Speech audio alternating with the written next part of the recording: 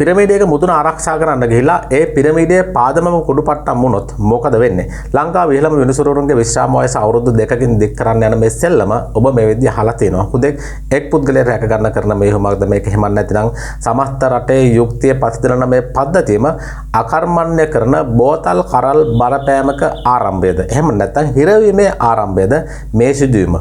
මේක ගැන කතා නොකරොත් මේක නොබලා හිටියොත් හෙට දවසේ උසාවියක අඩි කිහිපයක් ඉස්සරහට යන්න බලාපොරොත්තු වෙන ඔබට සිද්ධ වෙන දේ ගැන අපි කතා කරොත් සදාකාලිකවම අන්තරාවක් එතන තිබෙනවා. ඒක සහතිකයි. යුක්තිය පරක්කු වෙනවා කියලා කියන්නේ යුක්තිය අහිමි වෙනවා කියන එක. හැබැයි ලංකාවේ පහළ අධිකරණවල විනිසුරුන්ගේ උසස් වීම සදාටම හිර කරලා සාමාන්‍ය මිනිසුන්ගේ නඩු අවුරුදු ගණනාවක් පස්සට තල්ලු කරන මහා කුමන්ත්‍රණයක් මේ මොහොතේ ක්‍රියාත්මක වෙන්න බැරිද? එහෙම වෙනවා කියලා කිව්වොත් ඔබ ඒක විශ්වාස කරනවද? බලයේ ඉන්න රජයට පවා මාරාන්තික දේශපාලන සහ ආර්ථික වන්දියක් ගෙවන්න සිද්ධ වෙන අධිකරණ පද්ධතිය ඇතුළෙන් මතු වුණු ඒ නිහඬ අර්බුදයේ දෘශ්‍ය සහ අදෘශ්‍යමාන අනතුර මම මේ වීඩියෝ එකෙන් ඔබත් එක්ක කතා කරනවා. නීතිය ඉගෙන ගන්න මාත් එක්ක එකතු වෙන ඔයාලා හැමෝටම සුබ දවසක් වේවා, ආයුෂ බොහෝ වේවා. අපි කෙලිම කතාවට යමු. කුණාටුවක පෙර නිමිති කියලා තමයි මම මේ කතාව හඳුන්වන්නේ. විශේෂයෙන්ම ඔබ දන්නවා රාජ්‍යක පැවැත්ම තීරණය කරන්නේ එහි නීතියේ ස්ථාවරත්වය. ඔබ දන්නවා මේ දින කිහිපයකට කලින් මෙරට අධිකරණ ඉතිහාසයේ තවත් ඉතාමත් තීරණාත්මක සම්දිස්ථානයක් සනිටුහන් කරමින් අධිකරණ සේවා සංගමයේ විශේෂ මහා සභා රැස්වීමක් පැවතුණා. ඒ මෙරට ඉහළම අධිකරණවල විනිසුරුන්ගේ විශ්‍රාම වයස දීර්ඝ කිරීම සඳහා රජය ගැනීමට සූදානම් වෙනවා කියලා කියන මේ යෝජිත ආණ්ඩුක්‍රම ව්‍යවස්ථා සංශෝධනයක් මුල් කරගෙන මේ ගින්න තාම ඉවර නෑ. මේක ප්‍රබල ගින්නක් බවට ඉස්සරහට පරිවර්තන වෙන්න පුළුවන්. මේ වන විට අධිකරණ ක්ෂේත්‍රය තුළ දැඩි මතභේදාත්මක සහ අර්බුදකාරී වාතාවරණයක් නිර්මාණය වෙලා තිබෙනවා මෙන්න මේ සිදුවීමත් එක්ක. අපි වටහා ගන්න ඕන මූලිකම ශක්තියක් තිබෙනවා. ඒ තමයි මේක හුදෙක් දේශපාලඥයන්ගේ හෝ පරිපාලන නිලධාරීන්ගේ සරල තීරණයක් වෙන්නේ නැහැ කියන එක. මෙහි මුල් රාජ්‍ය පාලනය නැත්නම් නීතිමය ස්ථාවරත්වය සංඛ්‍යාන විද්‍යාව වගේම ආයතනික මනෝවිද්‍යාව කියලා කියන මේ ගැඹුරු විද්‍යාත්මක ක්ෂේත්‍රයන් කරා මේවා විහිදෙනවා. ආවට ගියාට තීරණ ගන්න හොඳ නැහැ. අද අපි මේ දිගහැරීමට නැත්නම් කතා කිරීමට බලාපොරොත්තු වෙන්නේ මේ සමස්ත ක්‍රියාවලිය පිටපස තිබෙන දෘශ්‍ය සහ අදෘශ්‍යමාන විද්‍යාත්මක යථාර්ථයන් ගැන. ඔබ දන්නවා මීට කලින් වැඩිහිටි කට්ටිය දන්නවා මීට කලින් පැවති රජයන්වලදීත් අධිකරණයට අත තියන්න ගිහිලා බොහෝ දේවල් සිද්ධ වුණා. හැබැයි ඒකේ ප්‍රතිඵලය නැත්නම් ඒකේ වන්දිය ගෙවන්න උනේ මේ රටේ සාමාන්‍ය මහ ජනතාවට. ඕනෑම කාසික දෙපැත්තක් තියෙනවා වගේම රජය ගෙනීමට සූදානම් වන මේ ව්‍යවස්ථා සංශෝධනය දෙහා අපි නීතිමය සහ වෘත්තීමය කෝණයකින් බලනකොට එහි පැහැදිලිවම සාධාරණත්වයක් සහ විද්‍යාත්මක පදනමකුත් දකින්න තියෙනවා. අපි සාධාරණ සහ විද්‍යාත්මක පදනම කියන දෙකම එකට එකතු කර ගන්න ඕන. මේක පුද්ගල කේන්ද්‍රීය නීතියක්ද? නෑ, එහෙම නෑ. සමාජය තුළ විශාල මතයක් තිබෙනවා මේ වෙද්දී වත්මන් අගවිනිසුරුවරයා රඳවා ගැනීම සඳහා පමණක් ගෙනෙන මේ පුද්ගලික සේවා දිගුවක් කියලා මෙන්න මේක. නමුත් නීතිමය සත්‍ය පැත්තට ගියොත් එහෙම මේක ශ්‍රේෂ්ඨාධිකරණය සහ අභ්‍යර්ථනාධිකරණයේ සියලුම විනිසුරුවන්ගේ විශ්‍රාම වසර වසර 2කින් දීර්ඝ කරන පොදු සාමාන්‍ය නීතිමය සංශෝධනයක්. ඒ නිසා මේක පුද්ගලික සේවා දිගුවක් විදිහට හැඳින්වීම නීතිමය වශයෙන් ගත්තොත් එහෙම අසත්‍යයක්. ඒක නීතිමය වශයෙන් එතන අපිට ගන්න තර්කයක් නැහැ නීතිමය පැත්තෙන් මම කියන්නේ. ඒ වගේම තමයි ස්පටිකීකృత බුද්ධිය විද්‍යාත්මක පදනමක් තිබෙනවා. මානව ප්‍රාග්ධන කළමනාකරණය ඉගෙන ගත්ත කට්ටිය දන්නවා සංජානන විද්‍යාව මේක අපි එකට එකතු කරලා ගත්තා පස්සේ අපට ඉතා අපූර්ව දෙයක් පෙන්වනවා මෙන්න මේ කතාවත් එක්ක. මිනිස්සෙකු වයසට යද්ම ඔහුගේ අත්දැකීම් බහුලත්වය සහ ඒ සංකීර්ණ තීරණ ගැනීමේ හැකියාව හේවත් ස්පටිකීකృత බුද්ධිය මේක වර්ධනය වෙනවා. අධිකරණ ක්ෂේත්‍රය වගේ මේ අතිශය තීරණාත්මක තැන්වලදී ජ්‍යෙෂ්ඨ විනිසුරුවරුන් සතු මේ බුද්ධිමය වත්කම රටකට අහිමි වීම වැළැක්වීම ආර්ථික වශයෙන් වගේම සමාජයේ වශයෙන් උත් වාසිදායකයි. ඒක අහිමි කරන්න හොඳ නැහැ. ලෝකයේ සංවර්ධිත රටවල් රැසක් පැත්තට අපිට ගියාට පස්සේ විනිසුරුවරුන්ගේ විශ්‍රාම වයස අවුරුදු 68 70 වගේ දක්වා දීර්ඝ කරලා තියෙනවා වගේ අපිට දකින්න පුළුවන්කම දෙනවා. මම කියන්නේ සංවර්ධිත රටවල් වල. ඒ වගේ තමයි මේක මේ විදිහට මේ පවත්වගෙන යන විද්‍යාත්මක හේතුවක් තියෙනවා. ඒකට හේතුවක් තියෙන නිසා තමයි ඒක එහෙම වෙලා තියෙන්නේ. ආයතනික ආචාර ධර්ම පැත්තට ගියාට පස්සේ මේ අර්බුදයේ මැද්දේ රැස්වීමක් හැඳින්වීමේ ක්‍රමවේදය සහ ව්‍යවස්ථාපිත අනුමැතිය සම්බන්ධයෙන් ගැටලු මතුවෙච්ච නිසා අධිකරණ සේවා සංගමේ සභාපති පසන් අමරසේන මහත්මයා තමන්ගේ දූරෙන් ඉල්ලා අසුනා වගේම ඒ සම්බන්ධ වුණුත් විවිධ කටකතා රාශියක් තියෙනවා. අපි ඒ ගැන කතා නොකර තමයි මේ නීති විද්‍යාත්මක පැත්ත විතර කතා කරන්නේ. ඔහු ප්‍රකාශ කරේ සංගමේ සමාජිකයන්ගෙන් ප්‍රමාණවත් සමාජික සහභාගීත්වයක් නොමැතිව රැස්වීම පැවැත්වීම සහ විධායක කමිටුවේ තීරණ වෙනස් කිරීම නීත්‍යානුකූල වෙන්නේ නැහැ කියලා. සංවිධාන හැසිරීම විද්‍යාවට නැත්නම් ඕගනයිසේෂනල් බිහේවියර් එක පැත්තට අනුව ආයතනයක පැවැත්ම රඳා පවතින එහි ව්‍යවස්ථාව සහ සම්මත ක්‍රියාපටිපාටින් ඒ ක්‍රියාපටිපාටින් මත ඒකට තර්ක කරන්න දෙයක් නැහැ. ඒ වගේම සභාපතිවරයාගේ විරෝධය මැද වුණත් ලේකම් විනිසුරු සුරංග මොනසිංහ මහත්තයා සහ ඒ ඇතුළු පිරිස මේ රැස්වීම පැවැත්වුවත් සභාපතිවරයා සිය ධූරය පරිත්‍යාග කරමින් ආයතනික ආචාර ධර්ම ආරක්ෂා කිරීමටගත් උත්සාහය විද්‍යාත්මකව පැත්තෙන් ගත්තම 100%ක්ම සාධාරණයි. ඒකට අපිට තර්ක කරන්න දෙයක් නැහැ. හැබැයි මේ ක්‍රියාවලිය ඇතුලේ අසාධාරණත්වය සහ දේශපාලන සැකයකුත් මුසු වෙලා තිබුණා. මේක ඒ කතා කරන ඒවා බැලුවට පස්සේ අපිට මේක දකින්න තියෙනවා. නමුත් මේ යෝජනාවේ කොයිතරම් විද්‍යාත්මක වටිනාකමක් තිබුණත් එය ක්‍රියාත්මක කිරීමට උත්සාහ කරන ආකාරය සහ එහි කාලීන වටපිටාව දිහා බලනකොට මේ බරපතල අසාධාරණයක් සහ සැකයක් මතුවෙනවා. නියැදීම් දෝෂයේ සංඛ්‍යානමය සත්‍ය කියලා තව කොටසක් තියෙනවා විද්‍යාත්මක පැත්තේ. අදාළ විශේෂ මහා සභා රැස්වීමට සහභාගී වෙලා හිටියේ මිනිසුරුන් 65 දෙනෙක් විතරයි. ඔවුන් එහිදී ඒකමතිකව මේ වයස දීර්ඝ කිරීමේ යෝජනාව ප්‍රතික්ෂේප කරා. නමුත් රැස්වීමට විරෝධය දක්වපු අනෙකුත් මිනිසුරුන් පෙන්වලා දෙන්නේ මෙම 65 දෙනා කියලා කියන්නේ සමස්ත සංගමයේ සමාජිකත්වයෙන් 3න් 1කටත් වඩා අඩු පිරිසක් කියලා. සංඛ්‍යාන විද්‍යාවේ නියැදීම් න්‍යායට අනුව සමස්ත ගහන එක මතය ප්‍රකාශ කිරීමට ගන්නා මේ නියැදිය ප්‍රමාණවත් සහ සමස්තය නිරූපණය කරන එකක් වෙන්න ඕන. 3න් 1කට වඩා අඩු පිරිසකගේ තීරණයකින් මුළු ක්ෂේත්‍රයම මත තීරණයක් ඒ ගන්නා තීරණය කිරීම සංඛ්‍යානමය වශයෙන් වගේම ප්‍රජාතන්ත්‍රවාදී ප්‍රතිපත්තිමය වශයෙන්ද අසාධාරණ සහ නැඹුරුතාවයකින් යුක්ත ක්‍රියාවලියක්. ඒ වගේම තමයි සඳහන් කරලා තිබුණා මට මතකයි මේ රැස්වීමට එන්න මිනිසුරුන්ට බලපෑම් කරලා තිබුණා කියලා එන්න එපා කියලා. ඒ වගේ තමයි මේ ප්‍රතිපත්තිවල පරස්පරතාව සහ අස්ථාවරත්වයකුත් මේක අස්සේ තිබෙනවා. ජනාධිපති අනුර කුමාර දිසානායක මහත්මයා ප්‍රමුඛ වත්මන් රජය මේ සංශෝධනය ගැනීමට දැඩි උත්සාහයක නිරත වුණත් නීති විශාරදයන් සහ අපි දැක්ක යම් වාර්තාවල පෙන්වලා දීලා තියෙනවා මාලිමාවේ නිල ප්‍රතිපත්ති ප්‍රකාශයේ මෙවැනි සංශෝධනයක් ගැන කිසිදු සඳහනක් තිබුණේ නැහැ කියලා. අගවිනිසුරුවරයාගේ සේවා කාලය නිමවීමට ආසන්න මොහොතක මහජන උපදේශනකින් තොරව හදිසියේ මේක ගෙන එම නිසා මේ වත්මන් අගවිනිසුරුවරයා රඳවා ගැනීමේ පටු දේශපාලන අරමුණකින් කරන පුද්ගලික මෙහෙමක් බවට පත් වෙලා තියෙනවා කියලා තමයි ඇතම් පාර්ශව චෝදනා කරේ. කොහොම නමුත් රජයේ නිල මතය තාමත් හරියට ප්‍රකාශ කර නැති වුණත් කැබිනට් ප්‍රකාශ කොට ඒ සඳහන් කරා මේ සම්බන්ධයෙන් තාම තීරණයක් අරගෙන නැහැ කියලා. විද්‍යාත්මක රාජ්‍ය පාලනයක මූලික අංග වන්නේ විනිවිදභාවය සහ පුරකථන කිරීමේ හැකියාව තියෙනවා. එතකොට ට්‍රාන්ස්පරන්සි භාවය මේක තියෙන්න ඕන. ඒක බෙද වැටීම කියන එක ආයතනික මට්ටමින් ගත්තාම පස්සේ රට අස්ථාවරත්වයට ඇද දමනවා. එතකොට ඒක වෙන්නේ කොහොමද? මිනිසුරුන්ට එල්ල වෙච්ච මානසික පීඩනයක් අපි මෙතනදී අපි කතා කරන්න ඕන. ජේසේ සමාජිකයන් මෙම රැස්වීමට සහභාගී වීම වැළැක්වීමට විවිධ පාර්ශ්වයන් බලපෑම් කරා කියලා බරපතල චෝදනා එල්ල වෙනවා. නීතිය ආධිපත්‍ය නැත්නම් රූල් ඔෆ් ලෝ එක පවතින්නේ අධිකරණයේ ස්වාධීනත්වයේ මත. මිනිසුරුන් වගේ නීතිය පතිදලන උසස් නිලධාරීන්ට මේ වගේ බලපෑම් සහ තර්ජන එල්ල වීම කියලා කියන්නේ ප්‍රජාතන්ත්‍රවාදී රටක නීතිය ආධිපත්‍ය පිළිබඳව භයානක චිත්‍රයක් මතු කරනවා වගේම ඔවුන්ගේ ස්වාධීන තීරණ ගැනීමේ මනෝවිද්‍යාත්මක නිදහසත් අහිමි කරමින් සමස්ත පද්ධතියම බිඳ වැටීමකට මඟ පාදලා තිබෙනවා. එතකොට සිස්ටමැටික් ෆේල් එකක් තියෙන මේක විනිසුරුන්ට විතරක් නෙවෙයි රටේ ගොඩක් අයට තියෙන ප්‍රශ්නයක්. විනිසුරුන්ට තියෙන එක තමයි මෙතන තියෙන ගැටලුව තියෙන්නේ. ඒ වගේම තමයි මේ කාරණා අපි ඔක්කොම ගත්තට පස්සේ අපි බලන්න ඕන මේ ගැටලුවේ තිබෙන අතිශය ප්‍රායෝගික සහ සංවේදීම කොටස මොකක්ද කියලා.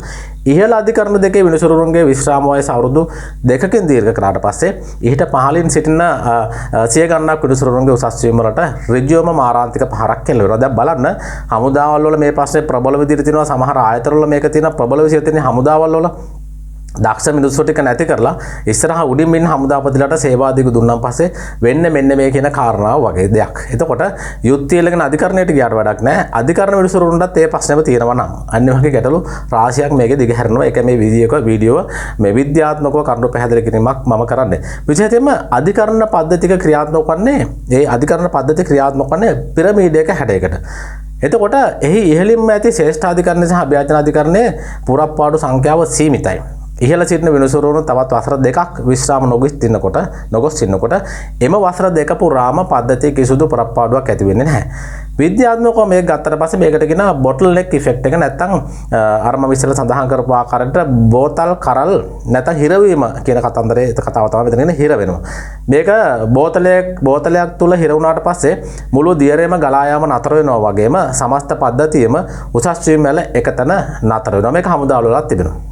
ඒ හමුදාවල වල අර සේවාදීගු දීලා හමුදාපතිලා තියාගැනීම තුලනොත් මේ ප්‍රශ්නේ තවදුරටත් උග්‍ර වෙලා තියෙනවා හමුදාවල් ඇස්සේ. එතකොට මෙතනදී බලන්න ඕන ඉහළම විනිසුරුවරුන් විශ්‍රාම යන්නේ නැති වෙනකොට මහාධිකරණ විනිසුරුවරුන්ට උසස් වීම අහිමි වෙනවා. මහාධිකරණ විනිසුරුවරුන් ඉහළ යන්නේ නැති වෙනකොට දිසා විනිසුරුවරුන්ට මහාධිකරණයට එන්න බැරි වෙනවා. ඒ වගේ තමයි දිසා විනිසුරුවරුන් එතනම නතර වෙනකොට මහේස්ත්‍රාත්වරුන්ට දිසා විනිසුරු වෙන්න හැකියාවක් නැති වෙනවා. කළමනාකරණ විද්‍යාවට අනුව තමන්ගේ මීළඟ වෘත්තීය උසස් වීම වසර ගණනාවක් ප්‍රමාද වෙන බව දකිනකොට නිලධාරීන්ගේ සේවා උද්‍යෝගය සහ කාර්යක්ෂමතාවය සහ මුලින්ම නැති වෙලා යනවා. විශ්‍රාම වයස දීර්ඝ කරන අවස්ථාව වෙනකොට ඉහළ අධිකරණ වලට සුදුසුකම් ලබා සූදානම්ව සිටින මහාධිකරණ විනිසුරුන් ඉන්න විදියක් නැහැ. සේවාදී ගුණ නිසා ඔවුන්ට සිය දූර කාලය තුල අධිකරණයට යාම නැත්නම් ඉහළ අධිකරණයට යාමට තිබෙන අවස්ථාව සදහටම මගහැරනවා වගේම ඔවුන්ද පහළ අධිකරණ වල සිටම ඒගොල්ලන්ට සිද්ධ වෙනවා විශ්‍රාම යන්න. එතකොට JSA මීට දැඩිව විරුද්ධ වීමට ප්‍රධානතම හේතුවක් වන්නේ තමන්ගේ සමාජිකයන්ට සිද්ධ වන මේ පද්ධතිමය අවහිරතාවය. එතකොට මේ සිස්ටමැටික් බ්ලොකේඩ් එක ගැන තමයි මේ ප්‍රශ්නේ තියෙන්නේ. එතකොට අපි බලන්න ඕනේ මේ පහළ විනිසුරුවන්ගේ උසස් වීම දිගින් දිගටම හිර වුණාට පස්සේ ඒක හුදෙක් ඔවුන්ගේ පුද්ගලික වෘත්තීය ගැටලුවක් විතරක් නෙවෙයි එහෙම වෙලා ඒක නතර වෙන්නේ නැති එක. ඒක රටේම අධිකරණ පද්ධතියට ඒ වගේම පොදු මහ ජනතාවට ඍජුවම බලපාන සංකීර්ණ සමාජීය සහ ආයතනික බෙදවැටීමක් දක්වා වර්ධනය වෙන්න පුළුවන්. ඒක එහෙම වෙනවා. අපි කොටස් වශයෙන් අරගෙන කතා කරොත් එහෙම නඩු ගොඩ ගැසීම සහ යුක්තිය පමාවීමක් මේක අතේ සිද්ධ වෙනවා. උසස් වීම අහිමි වීම නිසා පහළ විනිසුරුන් දැඩි මානසික බින්නයකට සහ හසානයකට පත් වෙනවා. මේක විනිසුරුන්ට විතරක් තියෙන ප්‍රශ්නයක් නෙවෙයි. මේක අපි ශ්‍රේෂ්ඨ කරලා ගරු කරන අපි වෙනුවෙන් හැම වෙලාවෙම අපේ ආරක්ෂාවට සිටින හමුදාවල් වල පවා මේ ප්‍රශ්නේ තිබෙනවා. ඒක නිසා තමයි හැමතැනම විනාශ වලට ප්‍රධාන හේතුව. එතකොට ඒ තැන් වලත් විනාශ වෙද්දී අධිකරණ විනිසුරු ගැන අපි කොයිතරම් හොඳට කතා කරන්න ඕනද? ඔවුන්ගේ සේවා කාර්යක්ෂමතාවය අඩු වෙනකොට මහිත්‍රා සහ දිසාධිකරණ මට්ටමින් නඩු විභාග කිරීමේ වේගය බාල වෙනවා. දැනටමත් ලංකාවේ පවතින නඩු ප්‍රමාද වීමේ ගැටලුව තවදුරටත් උග්‍ර වෙලා මහ ජනතාවට යුක්ති ඉටුවීම වසර ගණනාවක් පස්සට යනවා. ඒ වගේ තමයි ඊගවට මේ දක්ෂයන් ක්ෂේත්‍රයේ හැර යාම සිද්ධ වෙනවා. කළමනාකරණ විද්‍යාවේ ඒකකට තියරි එක නැත්නම් සාධාරණත්ව න්‍යාය පැත්තට ගියාට පස්සේ තමන් කරන කැපවීමට සරලන වෘත්තීය දියුණුවක් නැත්නම් කැරියර් ප්‍රොග්‍රෙෂන් එකක් ලැබෙන්නේ නැති බව වැටහෙනකොට දක්ෂ පුද්ගලයන්ගේ මායතනෙන් ඉවත් වෙනවා. එතකොට පහළ අධිකරණවල සිටින තරුණ කාර්යක්ෂම සහ දක්ෂ විනිසුරුවරුන් සිය දූරවලින් ඉල්ලා අස්වෙලා නැත්නම් ඉවත් වෙලා යනවා. එතකොට පෞද්ගලික නීති ක්ෂේත්‍රයට උදේශ රැකියාවලට මේගොල්ලෝ යොමු වීමට පෙළවෙනවා. මෙන්න මෙතනදී තමයි ලොකුම ප්‍රශ්නේ තියෙන්නේ. අවසානයේදී අධිකරණ පද්ධතියට ඉතුරු වෙන්නේ දක්ෂතාවයෙන් අඩු පිරිසක්. ඒක පැහැදිලිවම දකින්න තියෙනවා. සමහර ආයතනවල දක්ෂ කට්ටිය යනවා, අදක්ෂ කට්ටියක් විතර වෙනවා. මුළු සමස්ත පද්ධතියම නැත්නම් රටම අනුතරට වැටෙනවා. ඊගාවට තමයි මේ අධිකරණය කරේ මහජන විශ්වාසය බිඳ වැටීම. ඉහළ පුටු ආරක්ෂා කර ගැනීමට පහළ පද්ධතිය බිඳෙන බව සමාජයට පෙනී යාම නිසා නඩු ප්‍රමාදය නිසා ජනතාව අධිකරණ පද්ධතියේ ඒ පැත්තෙන් කලකිරෙනවා. ඒතර සමාජ විද්‍යාත්මක බැලුවට පස්සේ ජනතාව නීත්‍යානුකූලව අධිකරණයෙන් යුක්තිය සෙවීම අත්හැරලා Taman විසින්ම නීති අතර ගැනීමට හෝ වෙනත් නීති විරෝධී ක්‍රම පාතාලේ ලවා වෙන්න පුළුවන්, වෙනස් සල්ලි දීලා වෙන්න පුළුවන්, ඒ වගේ අල්ලස් වගේ ඒ වගේ දේවල් වලින් වෙන්න පුළුවන්. මේක තමව විසින්ම විසඳ ගැනීම වෙත තමන්ගේ අවධානය යොමු වෙනවා. මොකද අධිකරණයෙන් යුක්ති ඉෂ්ට වෙන්නේ නැහැ. දැනටමත් එහෙම ප්‍රශ්න ලංකාවේ ඕනෑ තරම් තිබෙනවා. එම කියන්නේ මේ අධිකරණ වැරදි කියලා කියනව නෙවෙයි. නමුත් එහෙම ප්‍රශ්න දකින්න තිබෙනවා. මේ ඇයි මේ එක්කෝ එක පැත්තක නීතිය දන්නේ නැති නිසා, Tamanට යුක්තිය ඉෂ්ට වෙච්ච නැති නිසා වැරදි මාර්ගයේ මිනිස්සු ඕන තරම් ලංකාවේ ඉන්නවා. ඒක අධිකරණයටම අපිට දොස් කියලා වැඩක් නෑ. අපිට අධිකරණයට දොස් කියන්නත් බෑ. නමුත් ඒ යුක්තිය ඉෂ්ට වෙන්නේ නැති ප්‍රශ්න නිසා තමයි ගොඩක් වෙලාවට ඒ වගේ දේවල් දකින්නේ. ඒක නිසා අධිකරණය ආරක්ෂා කිරීම තමයි අපේ පරම යුතුයකම සහ වගකීම වෙන්න ඕන. තියෙන ටික හරියට රැක ගන්න එක. මොකද එතන විතරයි මිනිස්සු වෙනින් යුක්තිය ඉෂ්ට වෙන තැනක් තාම යන්තම් හරි තිබෙන්නේ. ඒක නිසා තමයි අපි ඒක ආරක්ෂා කරගන්න ඕනේ. ඒ වගේම තමයි ආයතනික අභ්‍යන්තර ගැටුම් පැත්තට ගියාට පස්සේ ඉහළ අධිකරණවල විනිසුරුවරුන් සහ පහළ අධිකරණවල විනිසුරුවරුන් මේ අතර පැහැදිලි බෙදීමක් සහ වෘත්තීය මතභේදයක් මෙතනදී නිර්මාණය වෙනවා. දැන් මේක මේ විදිහට නිර්මාණය වෙලා ඉවරයි. සමස්ත විනිශ්චයකාර මණ්ඩලය අතර මේ තිබිය යුතු අන්‍යෝන්‍ය ගෞරවය සහ සහයෝගීත්වය බිඳ වැටෙනවා වගේම ඒක සමස්ත නීති පද්ධතියම පරිපාලනය අඩාල කරනවා. ඒතර පිරමීඩයක පාදම දුර්වල වුණාට පස්සේ මුළු පිරමීඩයම කඩා වැටෙනවා වගේම අවසානයේ සාමාන්‍ය මහ ජනතාවට යුක්තිය අහිමි වෙනවා. එතකොට මේක තමයි මෙතනදී සිද්ධ වෙන්නේ. ඊට පස්සේ මේකෙන් තව දෙයක් සිද්ධ වෙනවා. පහළ විනිසුරුවරුන්ගේ උසස් වීම අවහිර වෙලා අධිකරණ පද්ධතිය අඩාල වෙනකොට එහි අවසානය දේශපාලන ඒ වගේ නැත්නම් සමාජීය බිල ගෙවන්නට සිද්ධ වෙන්නේ පවතින රජයට. ඒ කියන්නේ සමාජය පිරිහීම තුළින් ඒකේ බිල ගෙවන්න වෙන්නේ නැත්නම් ඒකේ දෝෂය නැත්නම් අපි කියන්නේ චෝදනාව එල්ල වෙන්නේ සමස්ත රජයටමයි. රාජ්‍ය පරිපාලන විද්‍යාවට අනුව සහ දේශපාලන මනෝවිද්‍යාවට අනුව මේ වගේ තත්ත්වයකදී රජයකට මුහුණ දීමට සිදු වෙන ප්‍රධානතම බලපෑම් හතරක් තියෙනවා. එක පරිපාලන නැත්නම් දේශපාලන ප්‍රතිරූපය සහ බිඳ වැටීම පිළිබඳ වෙන මහජන අප්‍රසාදය. රජයක් බලයට පත් වෙන නීති ආධිපත්‍ය සුරකින්න සහ යුක්ති සහගත සමාජයක් හදනවා කියන පොරොන්දුව පිට. විශේෂයෙන්ම මාලිමාවේ ප්‍රතිපත්ති ප්‍රකාශය ගැන ජනතාවට විශාල බලාපොරොත්තුවක් තවමත් තිබෙනවා. අපි ඒක නෑ කියලා කියන්න බෑ. මේ සංශෝධන නිසා නඩු ප්‍රමාද වීම සහ අධිකරණයේ අර්බුද නිර්මාණය වෙනකොට ජනතාවට ඍජුවම ඇඟිලි දෙක් කරන්නේ ජනතාව ඍජුවම ඇඟිලි දෙක් කරන්නේ පවතින රජයට. රජය තමන්ගේ දේශපාලන අරමුණු වෙනුවෙන් අධිකරණ පද්ධතිය අවුල් කළ බවට සමාජය තුළ මතයක් හැදෙනවා වගේම ඒක රජයේ ඡන්ද පදනම ශීඝ්‍රයෙන් කාදන වීමට හේතු වෙනවා. මේක එකපාර වෙන්නේ නැහැ. ටිකෙන් ටික තමයි සිද්ධ වෙන්නේ. ඒ වගේ තමයි දේශපාලන හිතවත්කම් මත ක්‍රියා කරන බවට චෝදනා ලැබීම අංක 2. අගවිනිසුරු ඇතුළු පිරිසගේ මේ සේවා කාලය දීර්ඝ කිරීම රජයට පක්ෂපාතී පිරිසක් අධිකරණයේ රඳවා ගැනීමට ගත් උත්සාහයක් විදිහට විපක්ෂය සහ සිවිල් සංවිධාන අර්ථ දක්වනවා. ඒක දැන් ඒකේ හිමම තියෙනවා. ඒ ප්‍රතිඵලයක් විදිහට රජය ප්‍රජාතන්ත්‍රවාදී මූලධර්ම උල්ලංඝනය කරන ඒකාධිපති හෝ පටු දේශපාලන ගමනක් යන බවට චෝදනා එල්ල වෙනවා වගේම රජයේ සදාචාරාත්මක අයිතිය නැත්නම් මෝරල් ඔතොරිටි එක සමාජ ඉදිරියේ නැති වෙලා යනවා. තුන්වෙනි කාරණාව තමයි ජාත්‍යන්තර බලපෑම සහ ආර්ථිකයට එල්ල වෙන පහර. නූතන ලෝකයේ විදේශ ආයෝජන සහ ජාත්‍යන්තර මූල්‍ය ආධාර නැත්නම් IMF ලෝක බැංකුව වගේ මේවා ලැබෙන්නේ රටේ අධිකරණයේ ස්වාධීනත්වය සහ එහි තියෙන ස්ථාවරත්වය තමයි ගොඩක් කට්ටිය දන්නේ නැහැ. අධිකරණය කොයිතරම් ප්‍රබල වෙන්න ඕනද කියන එක දැන් තේරෙන්න ඕන. රටේ අධිකරණ ක්ෂේත්‍රය තුළ අභ්‍යන්තර ගැටුම් සහ රජයේ බලපෑම් පවතිනවා කියලා ජාත්‍යන්තරයට පෙනී ගියොත් රටේ විශ්වාසනීයත්වය නැත්නම් රටේ විශ්වාසනීයත්වය නැත්නම් කන්ට්‍රි රේටින් එක පහත වැටෙනවා. විදේශී ආයෝජකයන් රට තුළට පැමිණීම ප්‍රතික්ෂේප කරනවා. ඒක දැනටමත් අපි මොහොතේ මේ ආර්ථික අර්බුදයෙන් ගොඩ ඒමට රජය දරන උත්සාහයට මාරාන්තික පහරක් වෙන්න පුළුවන්. ඊගාවට හතරවෙනි එක තමයි පරිපාලන අකර්මණ්‍යතාවය. නීතිය ක්‍රියාත්මක කරන ප්‍රධානතම ආයතනයක් වන අධිකරණ සේවා සංගමය සමග රජය ගැටුමකට යාම නිසා ඉදිරියේ රජය ගෙන එන අනිකුත් නීති ප්‍රතිසංස්කරණ වලට අධිකරණ ක්ෂේත්‍රයන් සහ නීතිඥ සංගමයන් වගේ දේවල් දැඩි බාධා සහ වර්ධන වුණත් එල්ල වෙන්න පුළුවන්. ඒතකොට රජයට සිය පාලන කටයුතු සහ ප්‍රතිපත්ති බාධාවකින් තොරව ගෙන යාමට නොහැකි වෙන ආකාරයට පද්ධතිය ඇතුළෙන්ම දැඩි ප්‍රතිරෝධයක් නිර්මාණය වෙනවා. මේ විදිහට ගත්තට පස්සේ හැබැයි මේකේ තව පැති ගණනාවක් අපිට කියන්න බැරි පැති ගණනාවක් තියෙනවා. රජය සමහර විට තියෙන ගැටලු වෙන ගැටලු තියෙනවා. ගැටලු නිසා මේ දේවල් කරනවා වෙන්න පුළුවන්. කොහොම නමුත් ඒවා අපිට කියන්න හැකියාවක් නැහැ. මොකද අපි ඒවා කියන්න ගියොත් එහෙම මේ අපි අධිකරණයට අපහාස කරා වෙනවා. කොහොම නමුත් මේ අවසාන වශයෙන් මේ සමස්ත සිදුවීමම පද්ධති න්‍යාය නැත්නම් සිස්ටමැටික් තියරි එක ඇසුරෙන් අපට විද්‍යාත්මකව එකට එක මෙන්න මේ විදිහට ගලපන්න පුළුවන්. කවුරුත් දන්නවා රාජ්‍යයක් කියලා කියන්නේ එකිනෙකට සම්බන්ධ පද්ධති සමූහයක්. විධායකේ ව්‍යවස්ථාදායකේ සහ අධිකරණ කියන මේ පද්ධති එකට එක බැඳලා තියෙනවා.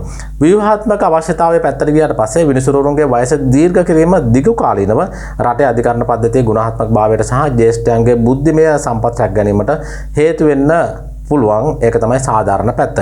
ක්‍රියාවලියේ දෝෂය පැත්තට ගියාට පස්සේ ඒක ගෙනෙන ආකාරය වෙලාව සහ විනිවිදභාවය නැතිකම නිසා පද්ධතිය තුළ ප්‍රතිරෝධයක් නිර්මාණය වෙලා තිනවා. එතකොට ඒක තමයි අසාධාරණ පැත්ත. ඊට පස්සේ ආයතනික බෙදීම පැත්තට ගියාට පස්සේ අධිකරණ සේවා සංගමය තුළ මේ ඇති වෙලා තියෙන මතභේදය නීත්‍යානුකූල නොවන නියෝජනයක් කරා රටට මතයක් සංවේදනය කිරීමට යාම නිසා ගැටලුව තවත් සංකීර්ණ වෙලා තිබෙනවා. ඒ වගේම තමයි මේකට තව දුරටත් අපි කතා කරොත් එහෙම මේක මේ කාඩර් එක ලොකු කරලා උසාවි පද්ධතිය නැත්නම් අධිකරණ ගණනාවක් තව විවෘත කරලා මෙන්න මේ ආකාරයට කරගෙන ගියොත් අර හැමෝටම ඉස්සරහට යන්න පුළුවන් විදිහට මේවා හදාගෙන ගියොත් මේවා බරපතල ප්‍රශ්නයක් ඇති වෙන්නේ නැහැ. එතකොට මේකේ තියෙන ප්‍රශ්නවා මේක හදිසියෙම මේ ගෙනෙන කාරණාවත් එක්කන ප්‍රශ්නයක් මේක තියෙන. එතකොට බැලුවට පස්සේ මේක විද්‍යාත්මකව බැලුවට පස්සේ යෝජනාවේ අන්තර්ගතය නැත්නම් කන්ටෙන්ට් එක රටට හිතකර වෙන්න පුළුවන්.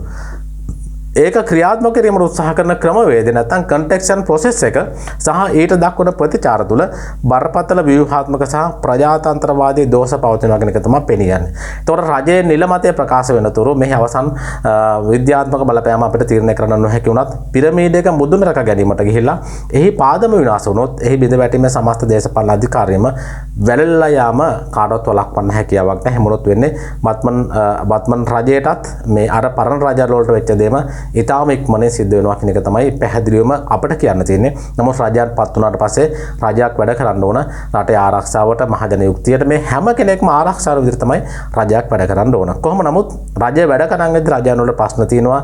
සමහර වෙලාවට සමහර පුද්ගලයෝ මේ රජයට විරුද්ධව දැනටමත් ක්‍රියාත්මක වෙනවා. ඒ වගේ ප්‍රශ්නත් එක තමයි ගොඩක් වෙලාවට රජයන් උත්සාහ කරන්නේ මේ තමන්ට හිතවාදී කණ්ඩායම් ආරක්ෂා කරගෙන ඉස්සරහට යන්න. කොහොම නමුත් හැම එකම දෙපැත්තක් තියෙනවා කියලා මම එක සඳහන් කරේ. හැබැයි මේ කාරණාව නීති විද්‍යානුකූල පැත්තට ගත්තට පස්සේ ඔන්න ඕක තමයි අපිට අවසන් වශයෙන් කියන්න තියෙන්නේ. මම ගිහින් එන්නම්. සුබ දවසක් හැමෝටම.